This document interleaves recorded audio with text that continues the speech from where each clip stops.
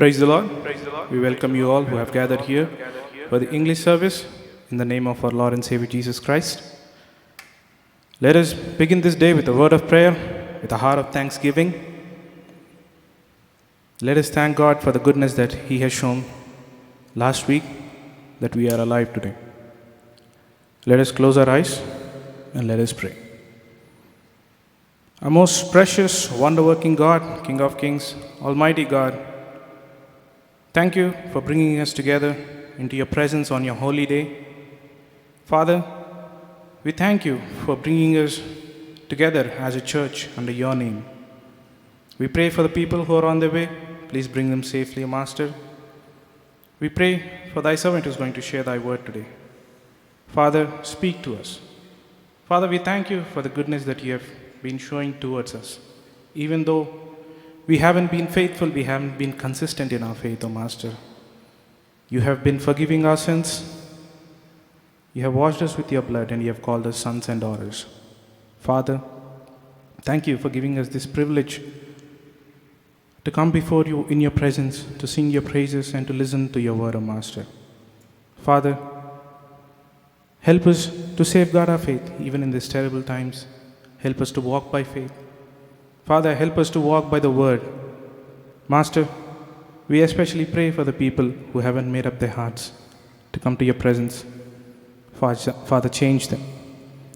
We pray for the volunteers, the ushers, the multimedia team, the choir, the equipment, all the minds, bodies, and souls, O Master. Father, everything we give under your control. Father, may we be less and you be exalted in whatever is being done here. Father, we pray for the ministries that are happening all over the world, O Master. We pray for thy servants who are doing those ministries. Master, give them strength, give them your wisdom. We pray as we live in these terrible times. Master, we pray for the people who require healing. Father, heal them. We pray for the needs of the church, O Master. We pray for the needs of the members of the church. You know everything. Let your will be done in our lives. Father, as we praise you, as we worship you, Master, help us to mean those praise, those worship songs that we sing, that you are truly the loving Father, that we don't deserve, but because you have loved us. Father, we can't thank you enough for this grace, for these mercies that you show every morning, because you are faithful and great is thy faithfulness, O Master. Father, even though we sometimes feel lonely, your presence is always there with us to tell us that we are not alone. Father, once again we commit our minds, bodies and souls into your mighty hands. All these things we ask and pray in the name of our Lord and Savior Jesus Christ. Amen. A very good morning to one and all. As we are in this prominent time to sing his praises, we're going to start with song number 610, song number 610, No, Never Alone.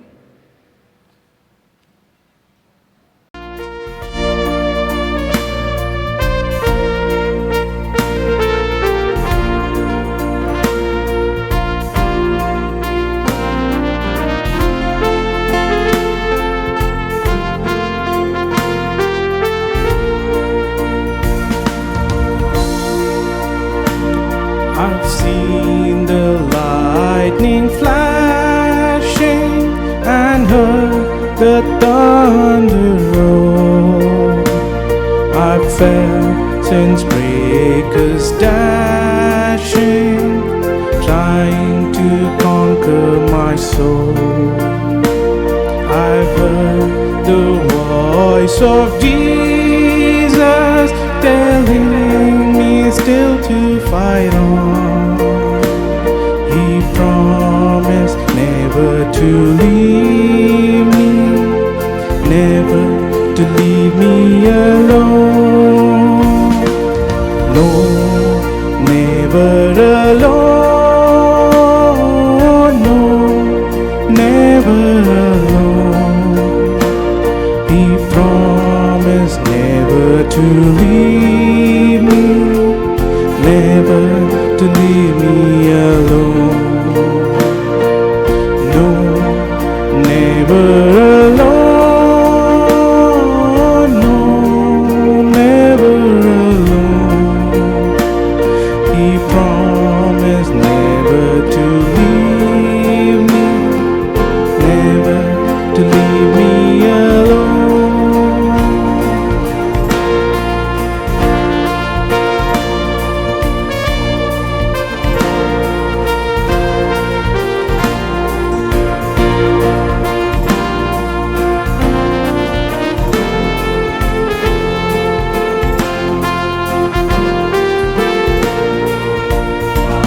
The world is winds are blowing, temptations sharp and keen.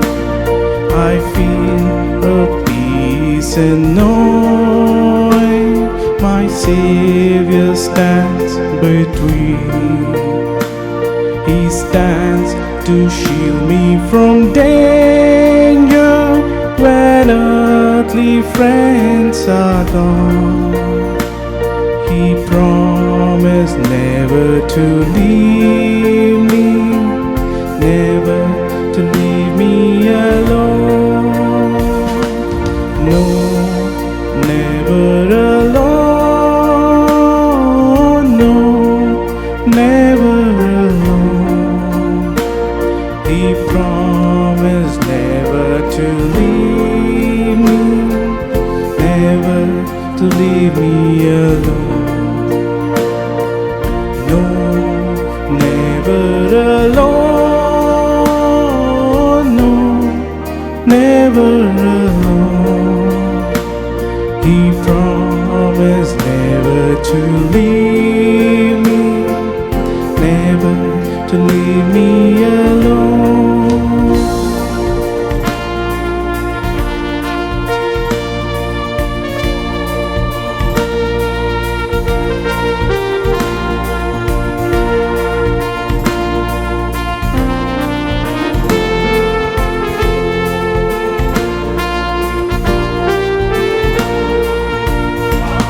When in afflictions rally, I'm treading the road of care. My Savior helps me carry my cross when heavy to bear. My feet entangled with briars, ready to cast me down. He says never to leave me, never to leave me alone. No, never alone, no, never alone.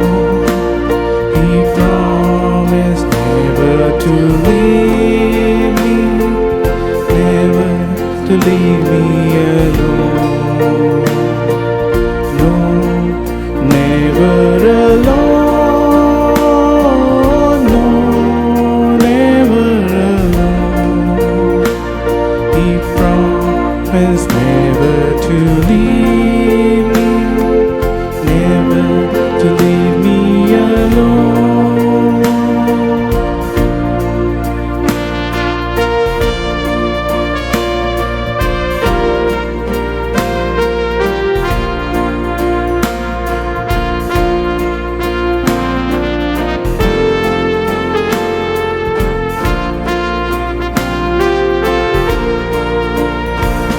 He died for me on the mountain, for me they pierced his side.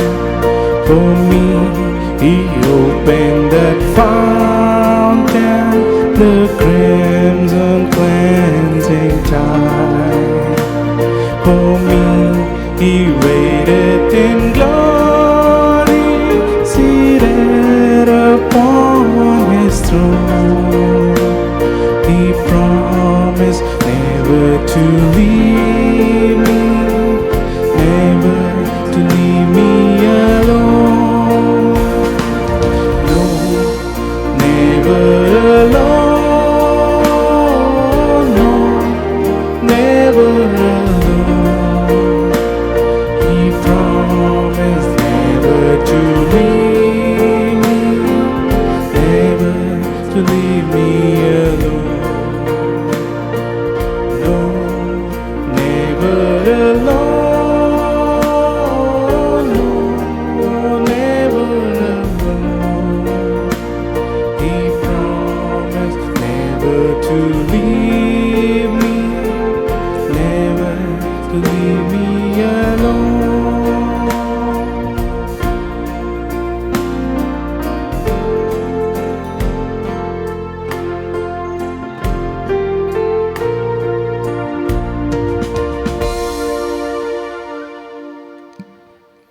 indeed that we are never alone when we have our Savior right beside us. Even though we walk in the valley of darkness, He's always there with us. Let us stand up for the next song, where we sing a very well known hymn called Sweet Hour of Prayer, that He is with us all through our lives and even after we leave this world.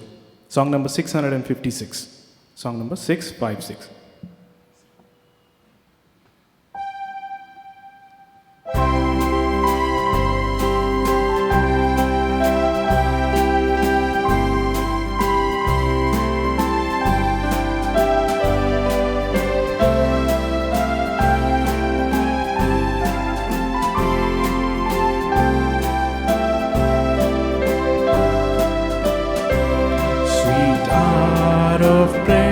Sweet hour of prayer that calls me from a world of care and bids me at my Father's throne, make all my wants and wishes known. In seasons of distress and grief, my soul has often found escape the tempter's snare by thy return, sweet hour of prayer.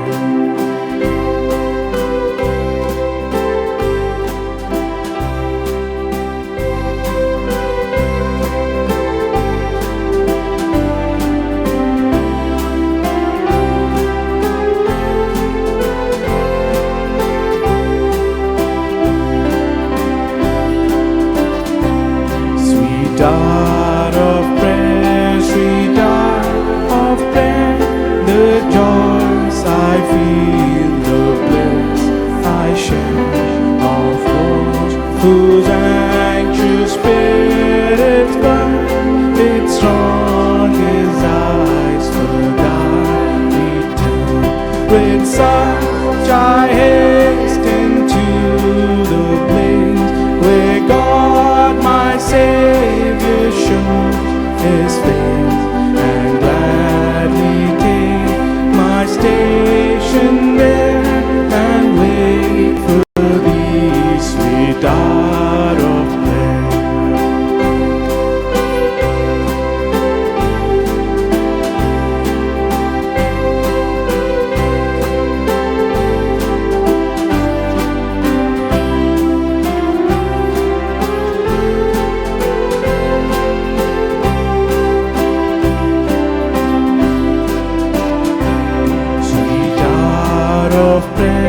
Sweet hour of prayer, thy wings shall my petition bear to Him whose truth and faithfulness engage the waiting soul to pray.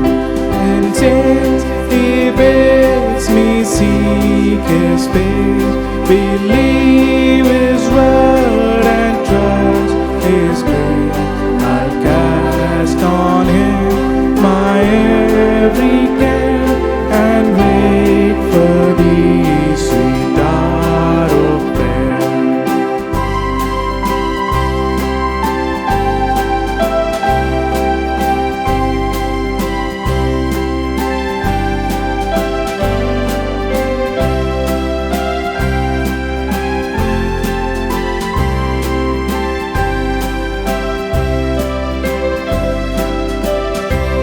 Sweet hour of prayer, sweet hour of prayer, may I thy consolation share, till Mount Pisgah's lofty height I view my home and take my flight. This road of flesh shall draw and rise to seize the everlasting cloud and shine while passing through the air.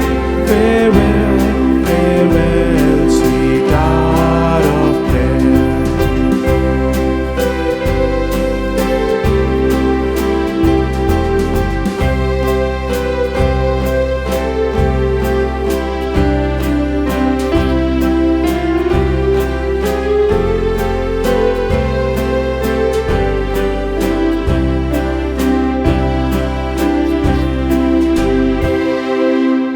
Please be seated.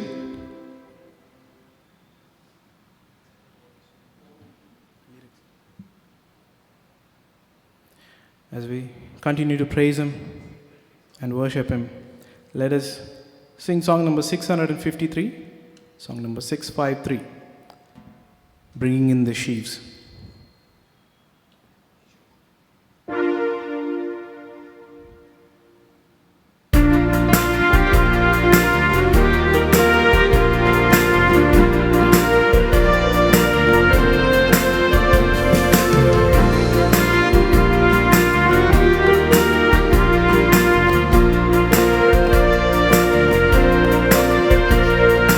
Sowing in the morning, sowing seeds of kindness, sowing in the noontide and the dewy eve, waiting for the harvest and the time of reaping. We shall come rejoicing, bringing in the sheaves, bringing in the sheaves, bringing in the sheaves. We shall come rejoicing, bringing in the sheaves, bringing in the sheaves, bringing in the sheaves. We shall come rejoicing, bringing in the sheaves.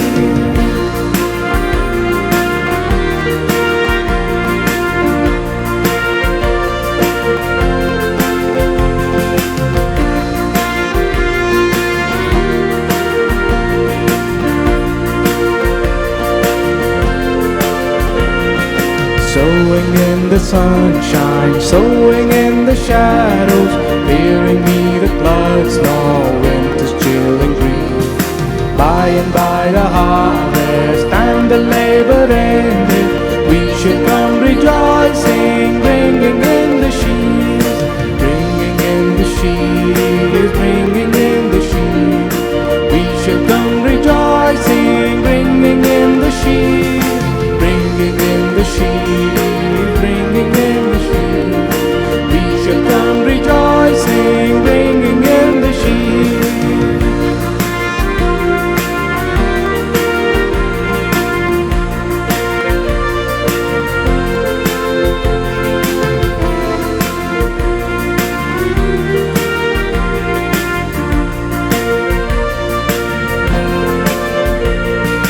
Going forth with weeping, sowing for the Master, though the loss sustained our spirit often grieves.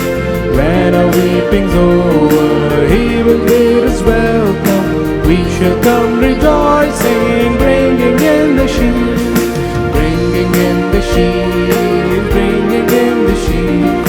We shall come rejoicing, bringing in the sheaves, bringing in the sheaves, bringing in the sheaves. We shall come rejoicing, bringing in the sheaves, bringing in the sheaves, bringing in the sheaves.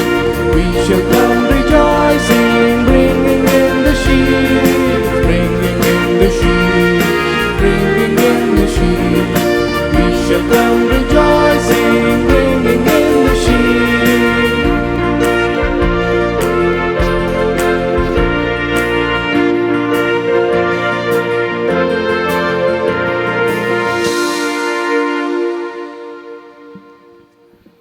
One humble request from my side is that we wear the masks as long as we are in this premises.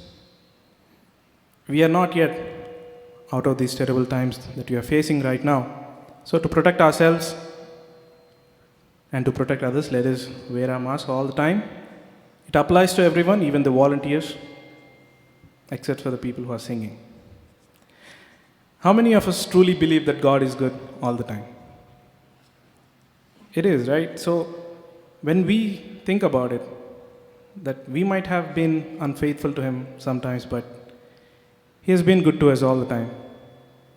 As we sing this song, God is good all the time, with happiness in our hearts and rejoicing, let us truly thank Him, for He is good all the time. Song number 714, 714.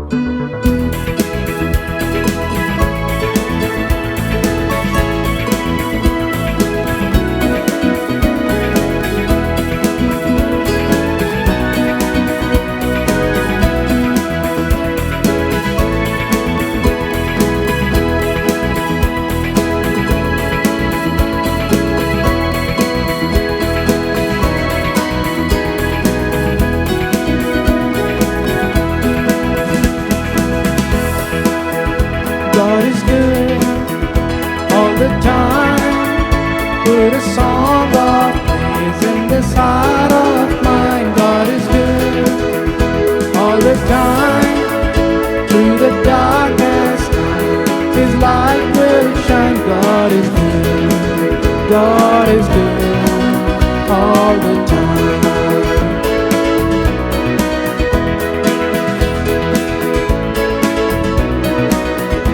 If you're walking through the valley, there are shadows all around.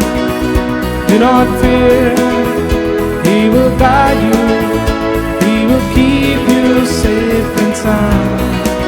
Because His promise to never leave you nor forsake you, and His word is true. God is good all the time. Through the song of praise in the sight of mine, God is good all the time. Through the darkest night, His light will shine. God is good, God is good all the time.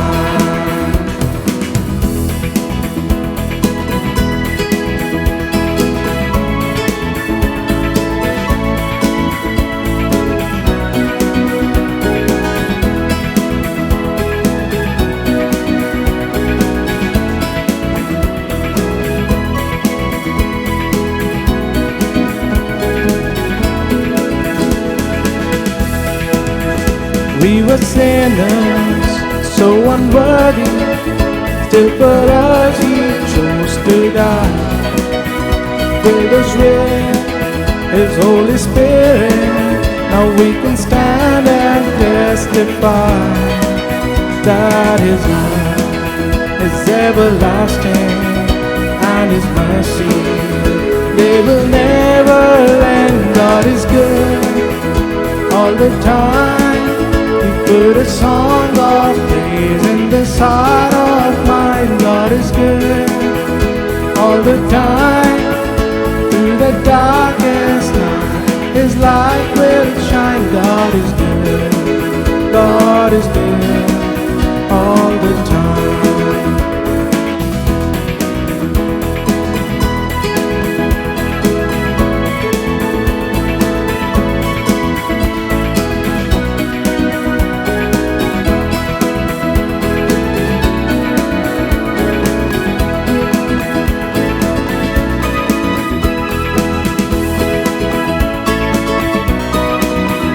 If you're walking through the valley, there are shadows all around. Do not fear, He will guide you, He will keep you safe and sound. Cause His promise will never leave you nor forsake you, and His word is true. God is good all the time. He put a song of praise in this heart of mine. God is good all the time. Through the darkest night, His light will shine. God is good, God is good all the time.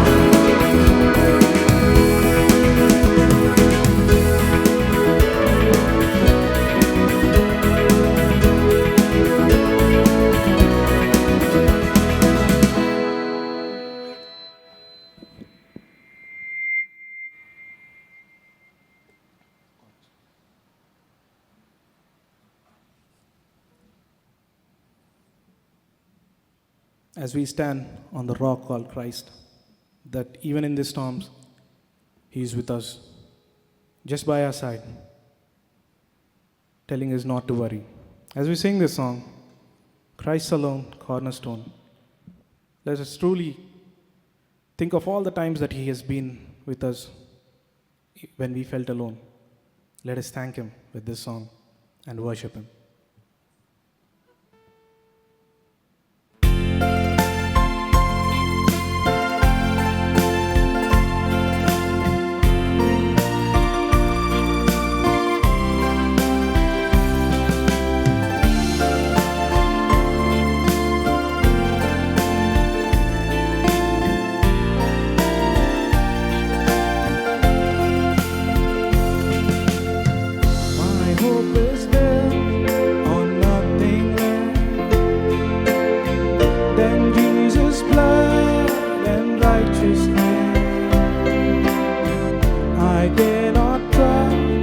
sweetest friend, but wholly trust in Jesus' name.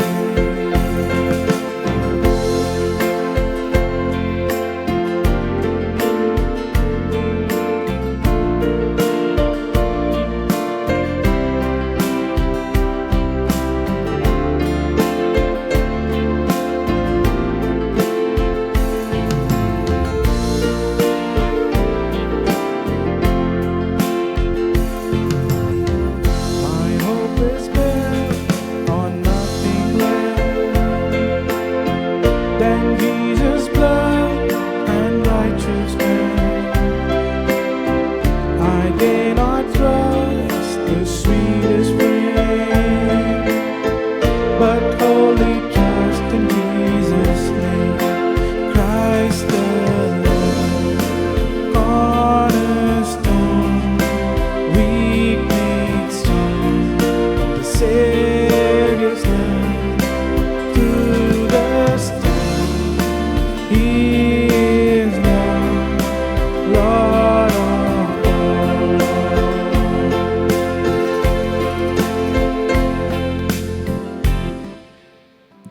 The song is called Cornerstone by Hillsong. I would request one and all to kindly take out their smartphones, search the lyrics so that you could sing along with me. Song is called Cornerstone.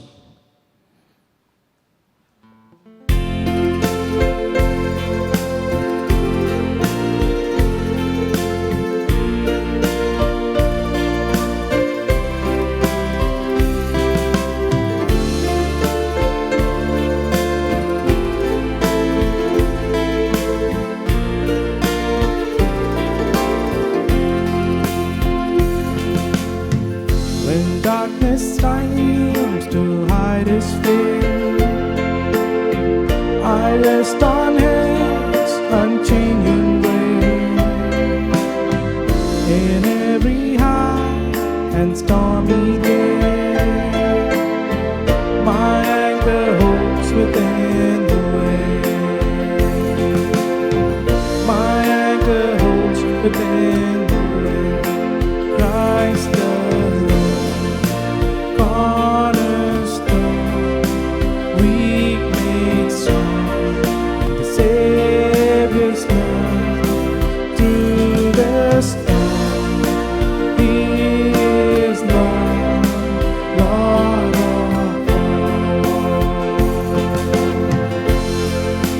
Christ the Lord, cornerstone, weak made strong, in the Savior's love to the stone. He is Lord, Lord of all.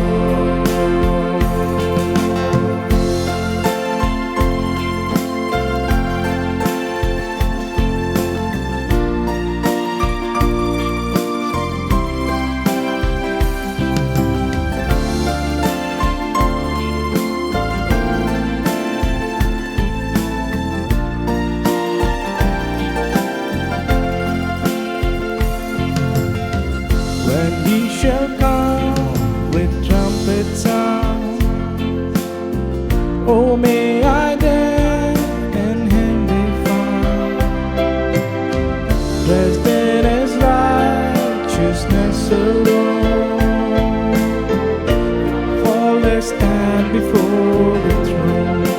Christ alone, cornerstone, weak made strong, the Savior's love through the stone.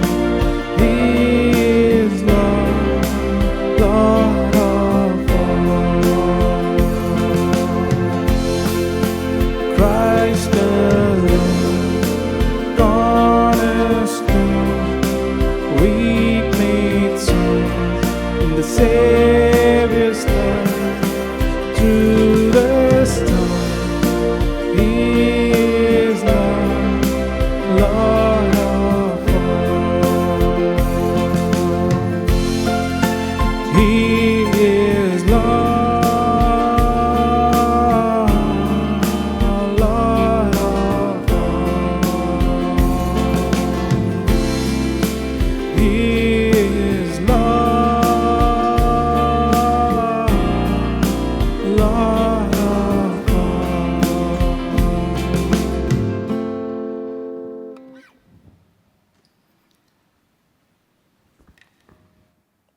Before we seek the face of the Lord, shall we close our eyes and beseech the Lord to touch us afresh and quicken us, so that the Spirit of the Lord may endeavor us to experience the abundance of life? Shall we close our eyes and pray?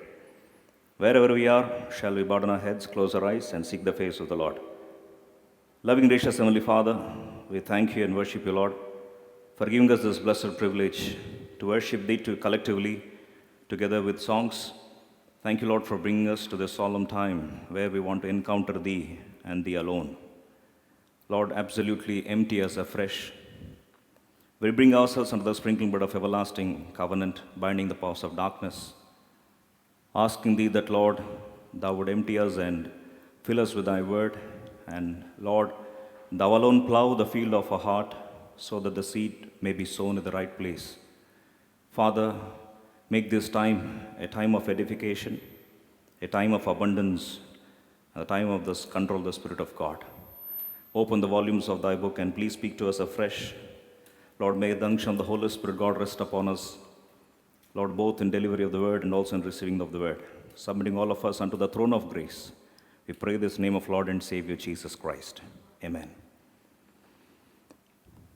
We have begun a very important theme the last week as how to cross Red Seas in our life. When God takes us through the situations where we feel we have almost come to the dead end, Lord plans it in such a way that His utmost purposes and eternal accomplishments are executed in our life. That's why let's turn our Bibles to book of Exodus. Turning all of us together to book of Exodus chapter 14. Book of Exodus chapter 14. Book of Exodus chapter 14. Let's all of us read together verse 14, please. Exodus chapter 14. Reading all together verse 13 and 14 together. Shall we turn our Bibles to book of Exodus chapter 14, reading all together verses 13 and 14 together for our meditation today. And Moses said unto the people, Fear ye not, stand still and see the salvation of the Lord, which He will show you today. For the Egyptians whom you have seen today, you shall see them again no more forever. The Lord shall fight for you, and you shall hold your peace. One of the biggest principal desire of our Heavenly Father, a faithful Creator, to allow dead ends in our life is that He might reveal Himself to us and we might understand and know who He is. That has been the principal desire of the Lord. In fact, Lord planning the route, en route the sea, Red Sea, and taking them through is to proclaim Himself and to reveal Himself as who He is. In fact, He began to reveal Himself to Moses the very beginning of the journey, saying that I am, and He wanted this God not as a religious perspective, but to see Him in the form of acknowledging the relationship. In fact, last week we have seen that God is concerned about the relationship, not the religion. Most often we are so much ingrained in our minds that we perceive God from the perspective of religion.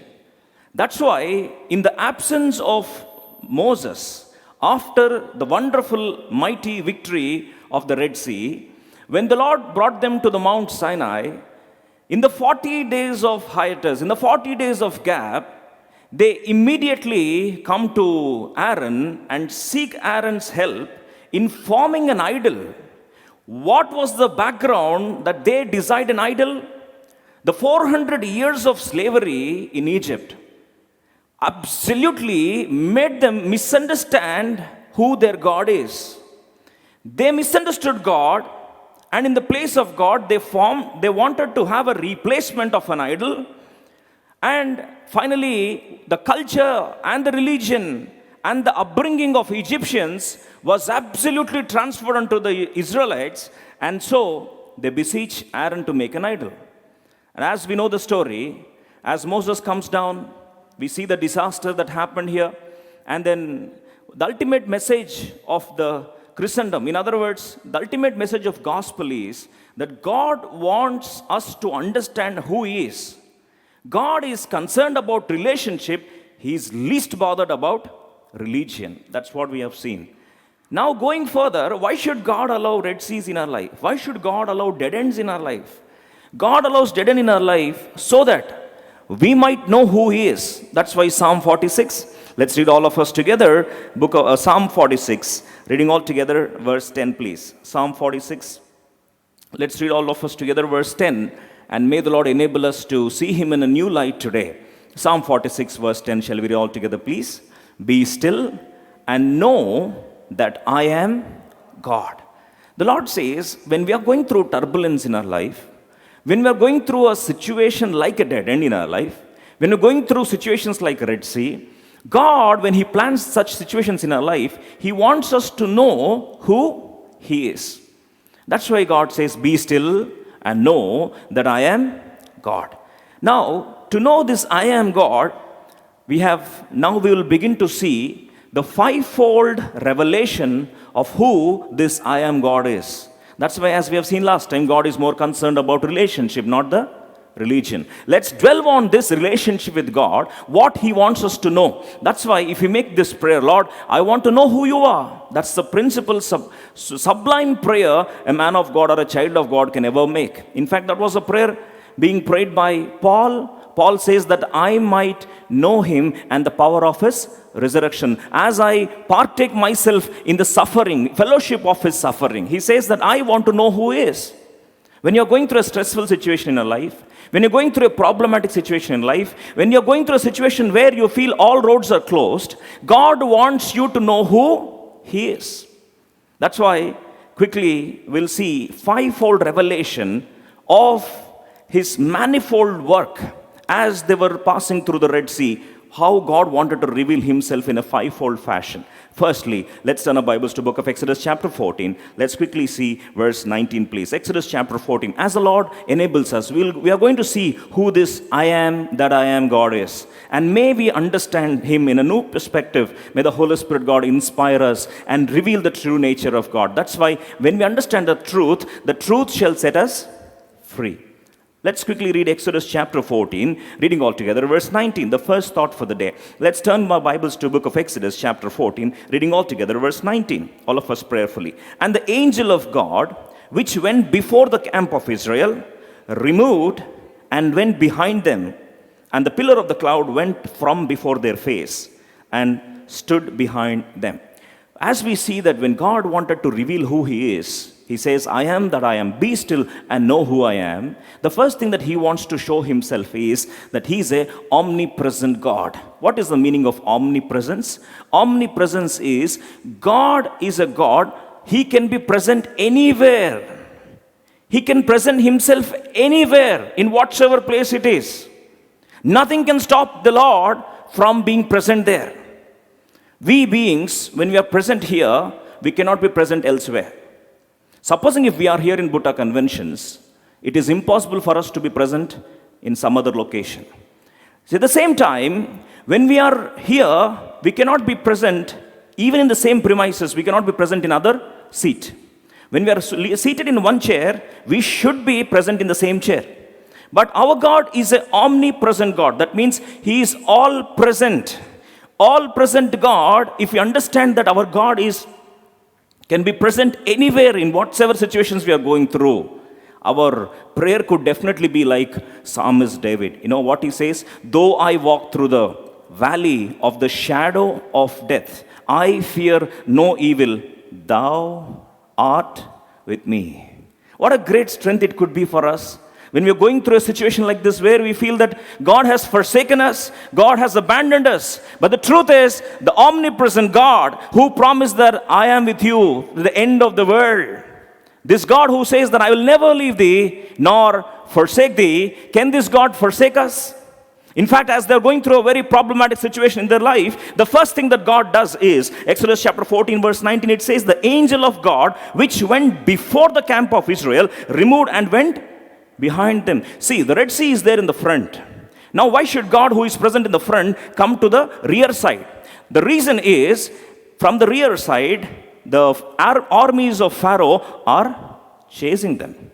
Now, when armies of Pharaoh are chasing them, see, when God brought Himself to the rear side, two wonderful things happened in their life. The first thing that they could see is when the angel of God who went before the camp of Israel removed and went behind them, the first thing that happened is it's a wall of protection between the armies of Pharaoh and the children of Israel. And second thing that happened is, now there is another important thing. The pillar of cloud, which was going before them, now comes behind them. Understand, when a cloud hovers around a place, the entire place becomes dark. We can't see. The visibility factor is dented. Now, why should God go behind them? The point is, when the pillar of cloud comes behind them, the first thing that happened is, it is pitch darkness for the armies of Pharaoh, and it is beautiful light for the children of Israel. The omnipresent God has planned so much for them. The angel of God who comes behind them, now the entire rear side is foggy for the armies of Egypt. Now they are not able to see what exactly is happening. Secondly, they are not able to chase them because the angel of God has encamped behind them. That's why, what a mighty promises we have. Though we go through the fire, though we go through the waters, Bible says that fire will not quench you, neither the waters will flood you. You know, what a beautiful promises this could be as we experience the omnipresent God in whatever situations we are going through. Whatever difficult situations it could be. If we understand that our God, who promised that I will never leave thee nor forsake thee, is a God who is omnipresent. It is a fog for Pharaoh's army, and at the same time, it is light for the children of Israel. In fact, when Jacob was embarking on the journey to go into the wilderness from known area to an unknown area, from certainty to uncertainty, the biggest promise that Lord makes to Jacob, the fearful Jacob, as he comes to the place called Bethel, he sees the ladder, he sees the angels coming up and down, and that's when God promises him, Jacob, till I fulfill the promise that I've given you, I'm not going to leave you. Did he leave Jacob? See, whenever God promises something, fear not. It doesn't actually, we don't take it seriously, because whenever you're going through a fearful situation, as we have seen the last time, fear blinds us to see the presence of God. Even though God is present, because of the fear, we can't see him, we become blinded. See, the disaster of Jacob's life, more often, the biggest word that often being repeated in his life is, in fact, if you turn to book of Isaiah, so many years later, book of Isaiah chapter 41, quickly verse 10 and 14 please. Book of Isaiah chapter 41, reading verses 10 and 14 quickly. Isaiah chapter 41, reading verses 10 and 14 quickly please. Fear thou not, for I am with thee. Be not dismayed, for I am thy God. I will strengthen thee. I will help thee. I will uphold thee with the right hand of my righteousness. Does he stop there? Turning to verse 14. See, Jacob felt like a worm which can be trampled. And Jacob felt very insignificant. And Jacob felt very weak. Jacob felt very rejected. Jacob felt that his life is almost over. But that's when God says, fear not, thou worm, Jacob, you men of Israel, I will help thee, say the Lord, and thy Redeemer, the Holy One of Israel. Dear brother and sister, have you ever felt like a worm? Have you ever felt unclean? Have you ever felt weak? Have you ever felt insignificant? Have you ever felt that life has gone amiss? This is where God once again encourages Jacob and says, Jacob, I know what feelings are going through in your mind. I know many times you felt like a worm, but still let me tell you, the promise that I made with you, on the day that you left, and as you came to Bethel, the same promise I am still standing on. That is, I will never leave thee nor forsake thee. What a great God we serve, dear brother and sister. In fact, even after repeatedly saying that does not suffice Jacob. In fact, we also know, right? 365 times God says, fear not, but still that doesn't even that we just feel it as a number. But the truth is, again, finally, God wants to nail it and wants to once and for all drive the point through a logic. He's coming back to Isaiah chapter 43. Isaiah chapter 43. Now let's read all together verse 1 and 5. Now this is the second time that God repeats to the children of Israel in the form of the covenant promise to Jacob. Now turning our Bibles to Isaiah chapter 43 verse 1 and 5. But now thus saith the Lord that created thee, O Jacob, and he that formed thee, O Israel, fear not, for I have redeemed thee. Coming to verse 5. Fear not, for I am with thee. I will bring thy seed from the east and gather thee from the west. See, many times God is unequivocally repeating the same word, fear not, fear not, fear not. But that doesn't even go through the practical implications of this man. Now turning to the same chapter, Isaiah chapter 43, verse 2. Once again, God wants to show that he is omnipresent God. He is trying to remind them what exactly happened so many years back. But still, they don't remember. Coming to verse 2, he says, when thou passest through the waters, I will be with thee. And through the rivers, they shall not overflow thee. See, waters talking from the sea, and rivers is a Jordan, the river of Jordan. See how beautifully God remembers them and says, even thou walkest through fire, thou shalt not be burned. So many times God says, I am with thee, I am with thee. Even we are going through turbulent situations in your life, I am with thee.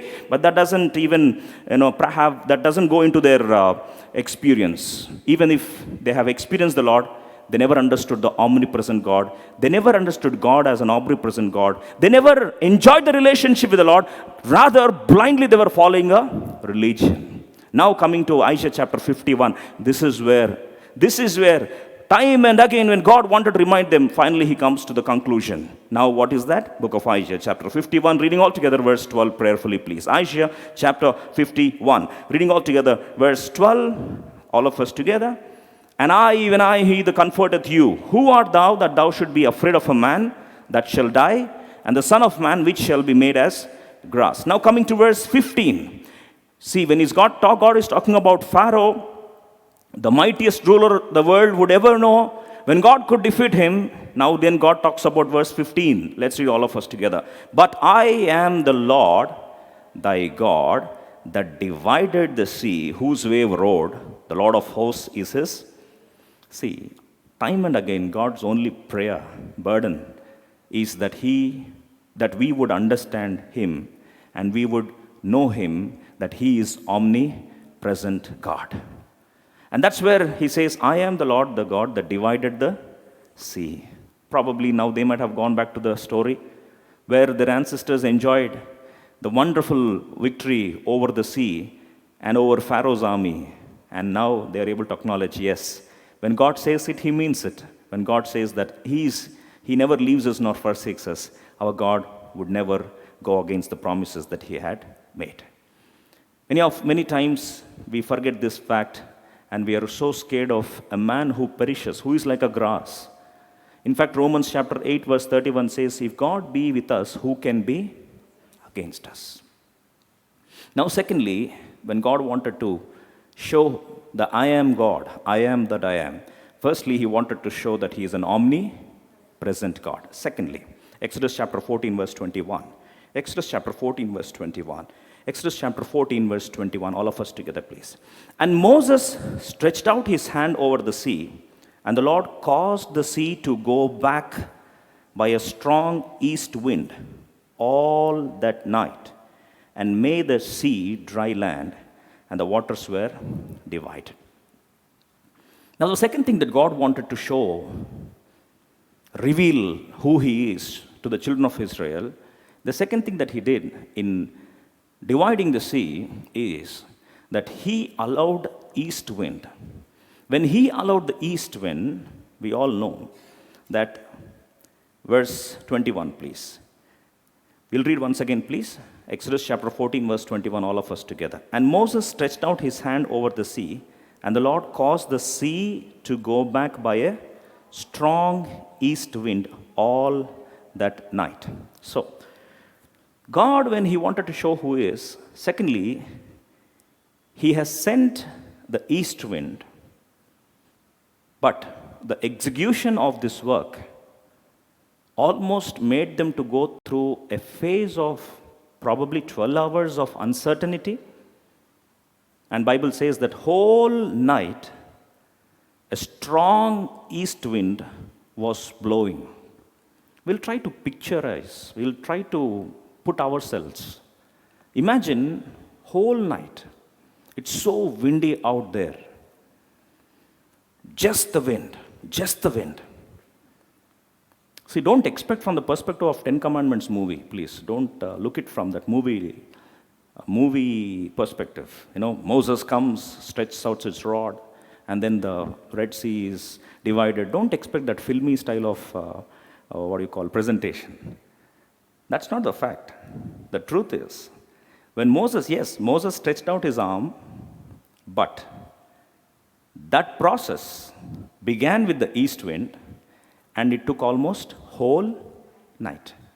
For our calculation, for understanding, let's imagine the 12 hours from darkness to sunrise, sunset to sunrise. Whole night, it was a time of nothingness, time of uncertainty, time of monumental pressure, time of unbearable stress. Yes, the east wind is blowing, but they don't even know that the east wind is going to divide the sea. See, what are the features of the wind? All of your intellectuals, we know, right? Wind only has sound, and we do not know which way it blows. In fact, when Holy Spirit God was compared, Scripture says that Holy Spirit God works in the fashion of the wind. Wind, we can't even predict which side it is going to blow. That means absolute uncertainty. Secondly, can you see the wind? If you see the wind, then you have some supernatural endowed strength. We can't see the wind, but only we can hear the wind. Many times in life, God allows situations in such a way that we don't know what is happening. We are absolutely clueless.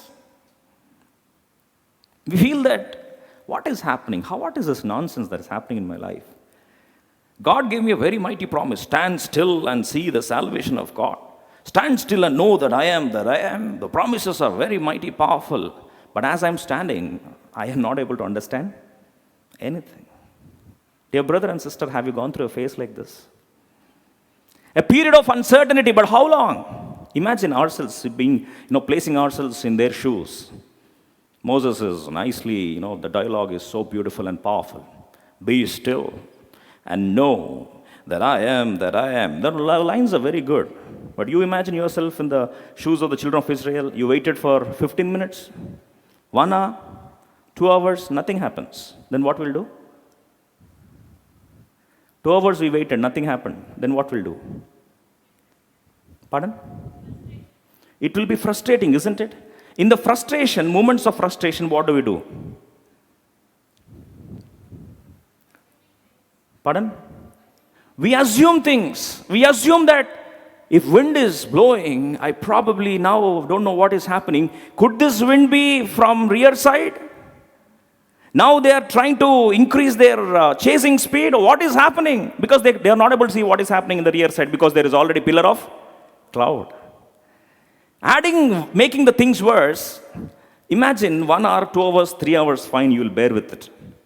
And then probably some of the mighty prayerful people, some sisters would say, I think, many times we saw Moses, this man of God, having a very powerful stick, a rod in his hand, and as he lifted, locusts used to come. As he lifted frogs, as he lifted blood, so many things happened in the moment. But now what is happening? Whole night he lifted the rod, but nothing happened. Only wind, only wind, only wind. Just the noise, just the noise, just the noise. Probably we feel that anointing of Moses is gone. I think now we need to beef up our prayer time. Now I think it's time to pray. Whole night, come, let's do fasting and let's pray.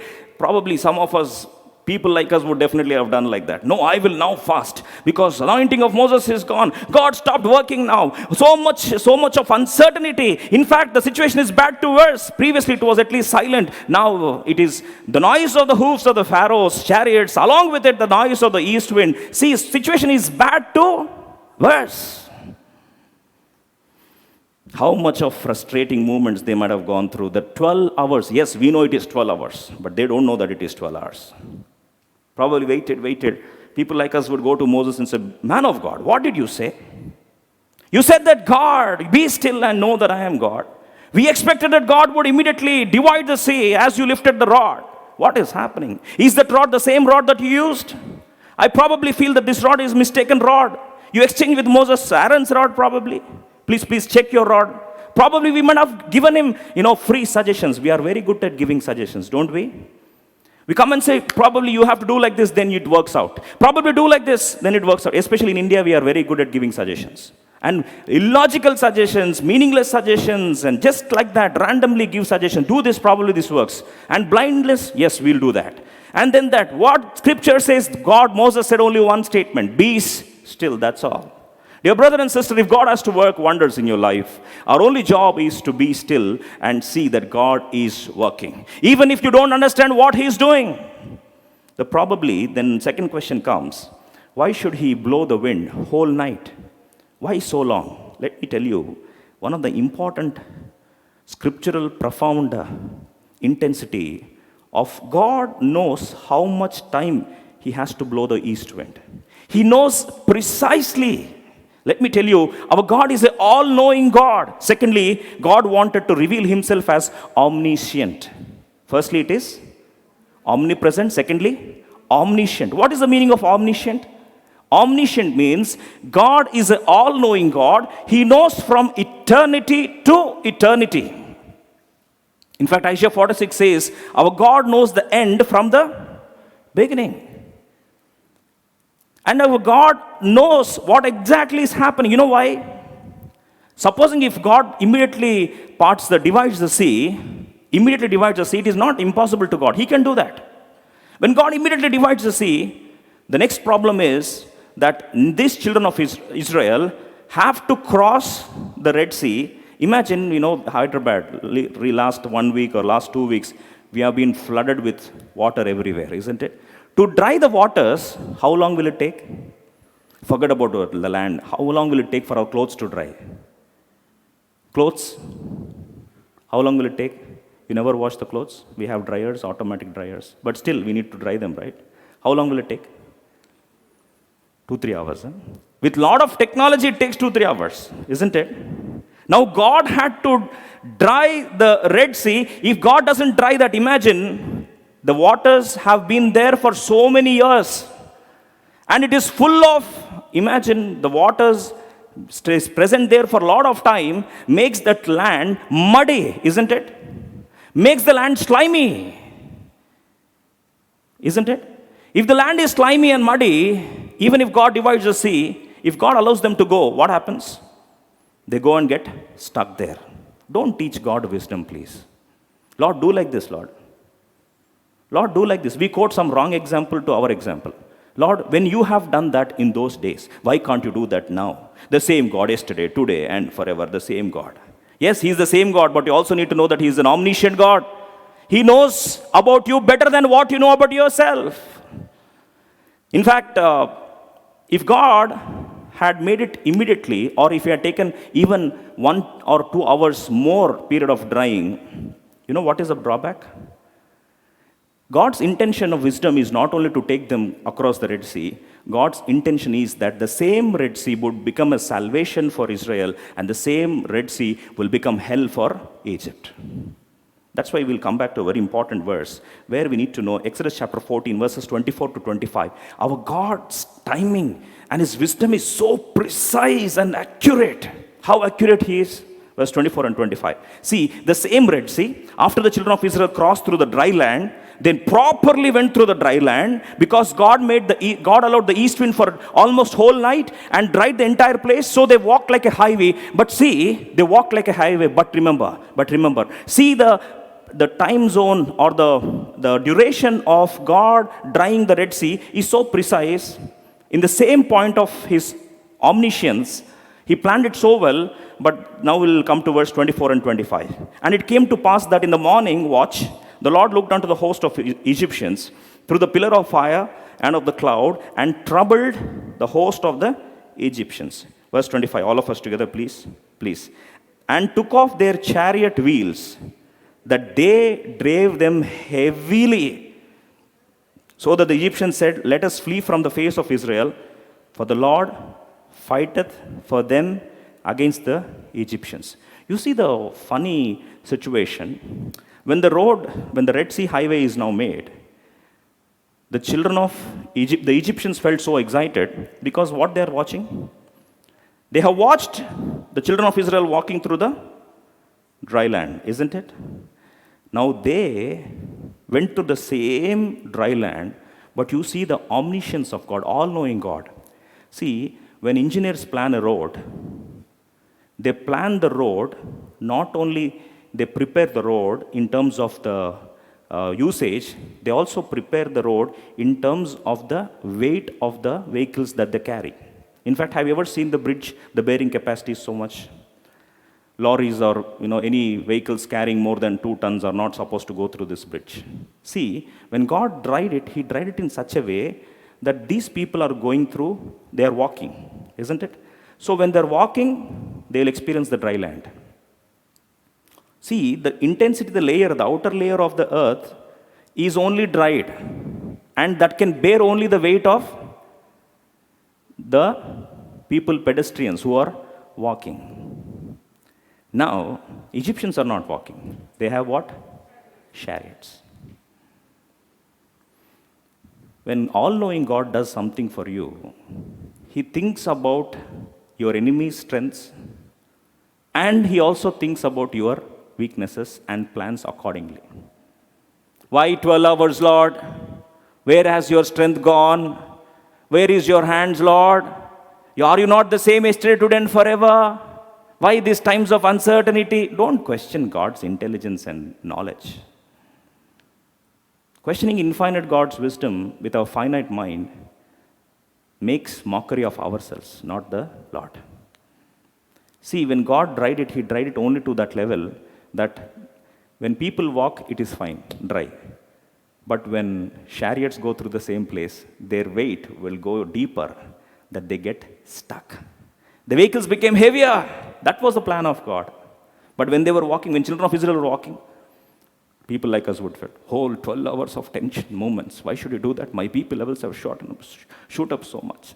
It had an impact on my health. I had a fight with my husband and wife. What is this? I fought with the man of God, Moses. So much of unseen things are happening. So much of all chaos and confusion just because God has allowed a period of uncertainty in my life. Why should He do that? Can't the God just try it like that, just like that? If I were God, I would have done that. Because if you were God, you would have done that. And next moment, your children of Israel would have got stuck in the same place. And the Egyptians would have killed them because you can't move further. They would have attacked properly. They would have got a right bait for them. God never does like that. God never does like that. Please don't limit God. Don't bring God into the zone of your knowledge and say, Lord, work like this. It's something like illiterate coming and teaching the doctor how to perform a surgery.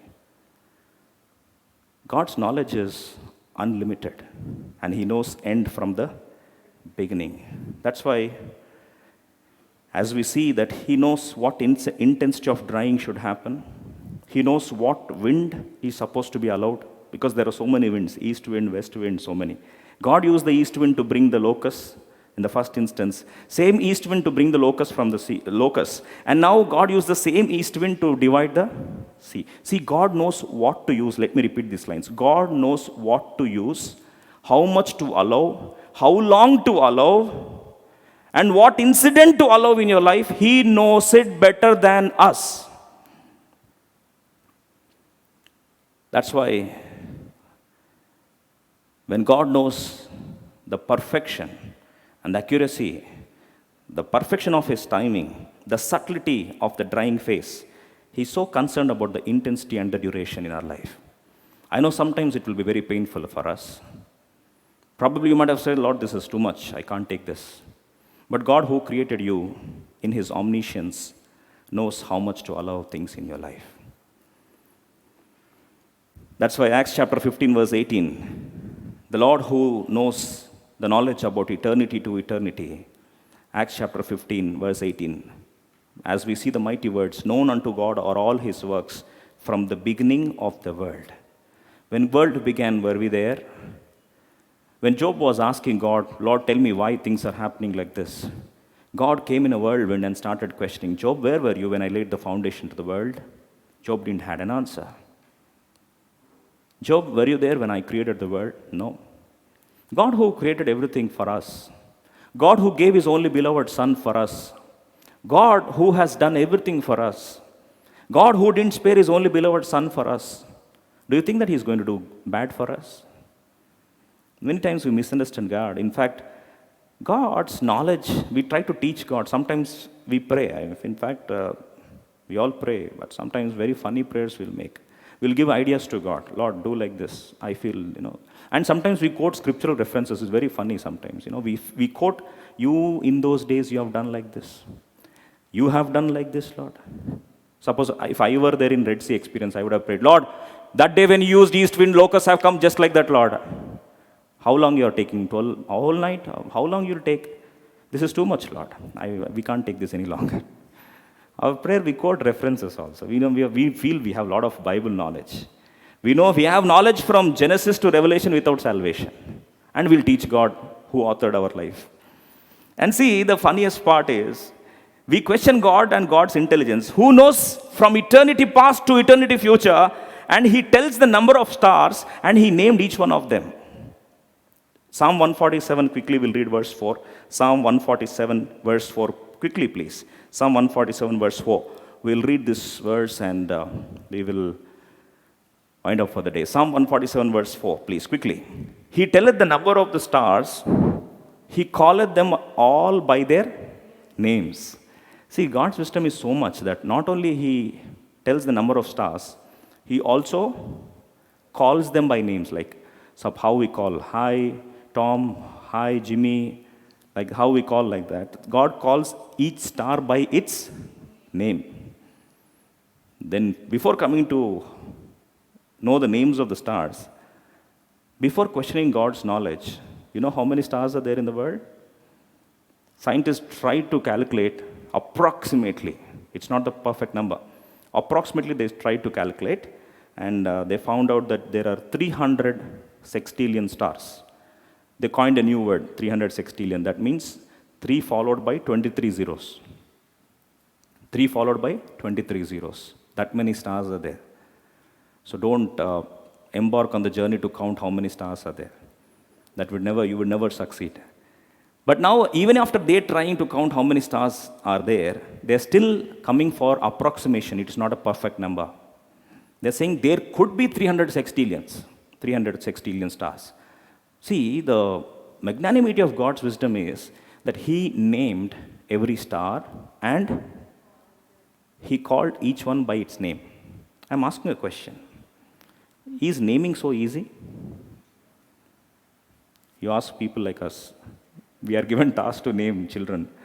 And for finding 1 or 2 names, we have to spend whole night in prayer. You know that? Can you name, let's say, 1 lakh names without repeating? Once try, no? Forget about 1 lakh. Can you name 100 names without repeating? We can't name. See, naming 100 names without repetition. You ask parents who conceive 20, 30 children, how difficult it is for them to name. They once start a letter, they just start removing the letter, they replace the letter and then start naming them because very difficult for them to name them. But naming approximate 316 stars and not repeating the name, plus remembering every name, plus calling them. This is the wisdom of God. How can we question God's wisdom, dear brothers and sisters? Many times we do this mistake. That's why the all-knowing God works in our life, keeping the eternity past and the eternity future, and that's how He plans every moment in our life in His omniscience. That's why before we take part in the Lord's table, the Lord says, I want you to know who I am. I'm concerned about the relationship, not the religion. If you don't understand, if we are not solid enough in relationship, we end up becoming devotees. We end up becoming, followers, blind followers of the religion. And God is least bothered about religion. Even Christian religion for that matter. Religion will take us nowhere. Lord Jesus Christ said, I am the way, the truth, and the life. Know me. That's what is His pain. And when we know His name, we can understand His game. That's why the Lord said, know my name, you'll understand my, isn't it? Psalm 9, who will trust God? Who can be still? Why we are not still in our life? Psalm 9 verse 10, we'll read this and we'll take part in the Lord's table in a worthy manner. Psalm 9 verse 10, prayerfully please. Psalm 9 verse 10. See, who will trust God? Many people say, faith, have faith. Faith is the antidote for fear. When you have faith, you will not fear. It's very easy to say. But who will have faith? Who will have the trust? Bible says, they that trust him shall be as Mount Zion, which shall never be shaken. It's very easy to quote verses, but who will trust God? Who will trust God? Let's read all together verse 10. And they that know thy name will put their trust in thee, for thou, Lord, hast not forsaken them that seek thee. Bible says very clearly, they that know his name will put their trust in him. That's why I want to close this message with one line. If you know the name of the Lord, you can understand the game of the Lord. That's why, know the name, you'll understand his game. Why he's doing that? What for he's doing that? How long will he do that? For all these questions, only one answer. Know his name. What is his name? I am that I am. What is I am that I am? We just only saw two facets of that I am that I am. Number one is omnipresent God. Secondly, omniscient God. As the Lord guides us, we'll see what is I am that I am in the coming days. Shall we close our eyes and take part in the Lord's table? Let's only pray, Lord, I want to know thy name. I just want to know thy name. Father, I just want to know thy name. Imagine if your child does not know your name. Imagine if your child misunderstands you and your name, how painful it is. This exactly is what is happening in our life. Being the children of God, we don't know his name at all. In fact, Paul, at the fag end of his life, cries and prays like this, Lord, that I may know you, that I may know him. When Paul, who understood so much, who wrote 13 epistles, prays a prayer like that, Lord, I want to know you, how trivial is our knowledge about God? Because we don't know his name, we are not able to trust his game. Because we are not able to know his name, we are not able to be still in our life. If we know his name, we will be still. That's why Lord says, stand still and know. Stand still and know that I am God. I am God, I will be exalted. I will declare my glory. God can bring glory through any situation in our life. God can bring glory through the Red Seas. God can bring glory through the uncertainties in our life. God can bring glory through the noisy situations in our life.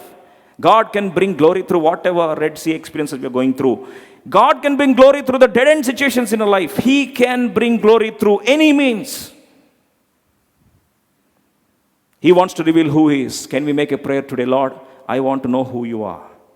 I want to know thy omniscience. I want to know thy knowledge. Lord, I want to know thy presence. Omnipresent God, I want to know you. I want to experience thy presence in my life. Can we make a prayer like this? Lord, I want to experience thy presence. Secondly, Lord, I want to experience thy omniscience, the all-knowing God's knowledge and wisdom. Lord, I want to experience it. Please give me an opportunity as I go through stressful situation in my life. I want to acknowledge and I want to understand. I want to experience thine omniscience, Lord. My wisdom fails. My knowledge is confusing, but I want to depend upon thine omniscience. Can we make a prayer like this? It makes your life blissful. It makes your life, you can experience, calm amid storms. You can stand still and see the glory of God. Why can't you make a prayer before you take part in the Lord's table? Before we touch the emblems of his body and his blood, may we make a prayer, Lord, I want to know you. This week, I want to know you, Lord. I want to experience thy omniscience. I want to experience thy omnipresence. I want to stand still. Can you make a prayer like this? How beautiful it would be when we start understanding who our God is. How beautiful it would be when our relationship with God is strengthened day by day. How beautiful it would be when we come from out of religion into relationship with God. How beautiful it would be when we know his name and understand his game. We can be like Moses, still, assured. Let's pray and commit ourselves unto the Lord. May the Lord seal our decisions. Let's take part in the table in a worthy manner.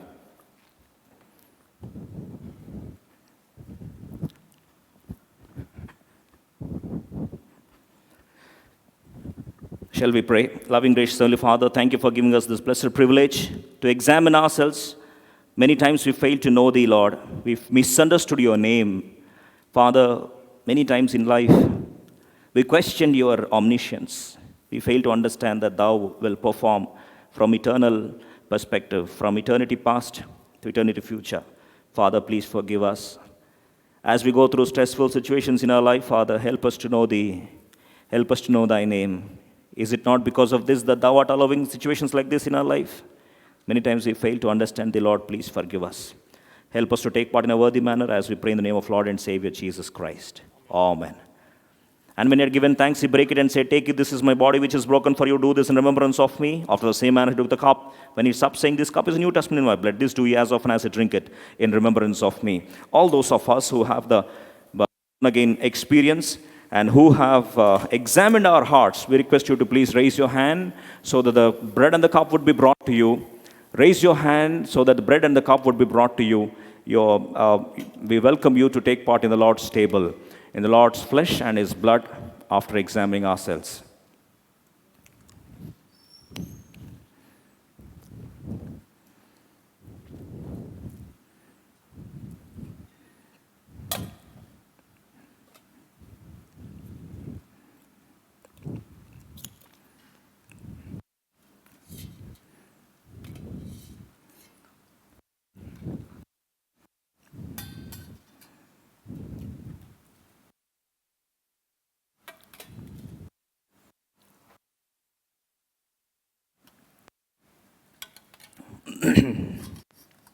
If any of us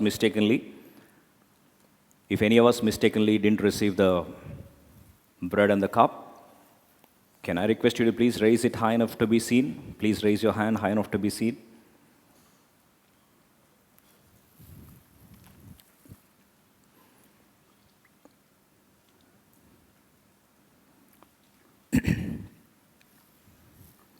We hope that everyone received the bread and the cup. Let's pray.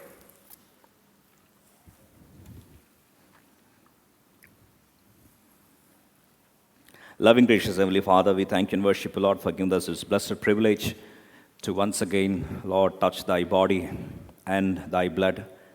Thank you, Lord, for reminding us who Thou art. And many times, Lord, before we took part in the table, it is Thy prayer that we would remember Thee. Father, without knowing who You are, without understanding Thy name, how could we remember Thee? Thank You for time and again reminding us the seriousness of knowing this, I am God. Lord, our lives are stressful. We are not able to take the, Lord, pressure. We are panicking and being frustrated as we go through dead-end experience in our life, only because we are not able to understand Thy name. Lord, Thou art the omnipresent God. Thou art the omniscient God. Many times we questioned both of these facets of Thy name. Please help us to understand Thee. We pray that every member of the family represented here, we may understand Thy name, we may know Thy name, and our relationship with Thee may be deepened day by day. Please hear our cry, Heavenly Father. We pray, Lord, for the remaining crumbs which remind us of those who are yet to join. In Thine own time, Thou may visit and bring them. We pray, Lord, for all the dear ones who honored the physical, Lord, presence in Thy temple. Father, we pray that their share may be given unto them. Lord, the due share may be given unto them. Father, we pray for all those requests, those of us, every member of the family who is earnestly praying for the needs, Father, from the riches of Thy grace. Lord, every need may be met. Help us to be faithful, Lord, children of Thine. Father, especially the entire week, let Thy mercies sustain us. We especially pray, Lord, for the special meetings this week, the UPF interdenominational retreats. Lord, let Thy grace be granted. Submitting all of us unto Thy grace, especially praying, Lord, that we might know Thee, so that, Lord, we might trust in Thee. And he that trusteth shall never be ashamed. This promise may be fulfilled on the dear one's behalf. Submitting all of us unto Thy grace, we pray this in the name of Lord and Savior Jesus Christ. Amen. Kindly please be seated as we listen to the announcements.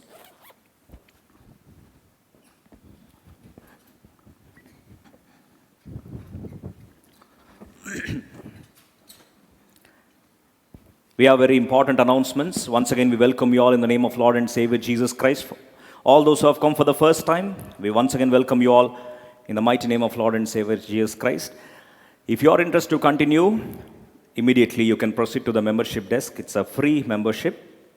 temporary cards would be given, and after regular attendance, it would be upgraded to permanent cards just after 4 weeks of regular attendance. If at all you have been regular for the last 3 to 4 weeks, we request you to proceed to the membership desk for the permanent upgradation. It happens immediately then and there itself, and it's a free membership. Secondly, we have migrated to the IVR system. 9090904252 is our new official number. Kindly please save it, as messages would come through this number henceforth. And also our songs have been uploaded in the social digital platforms, digital media platforms for free. You can download them. And also another important announcement is that we have 3 services. As some of you who are watching live, many have been calling and asking when are the English service timings. The physical gathering is happening in the morning, that is from 7:30 to 9, whereas the telecast is going to happen in the evening at 7 p.m. And Telugu services from 9 o'clock first service and 11 o'clock the second service, and our messages are coming in Shubhartha channel every Saturday, 11 to 11:30. And shall we all stand up and then submit our offertory unto the Lord? Let's worship God through the offerings. The way the Lord has blessed us, let's honor Him cheerfully. Let's all together sing Amazing Grace and worship through our offertory.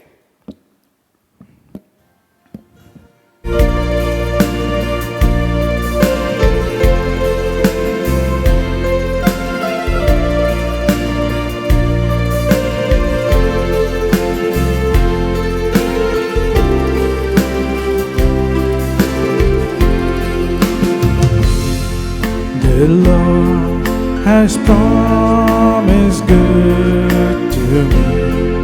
His word, my hope secure. He will my shield and portion be, as long as life endures. My chains are gone, I've been set free. My God, my Savior has ransomed me. And like a flood, His mercy reigns, unending love, amazing grace. My chains are gone, I've been set free. My God, my Savior has ransomed me. And like a flood, His mercy reigns, unending love, amazing grace.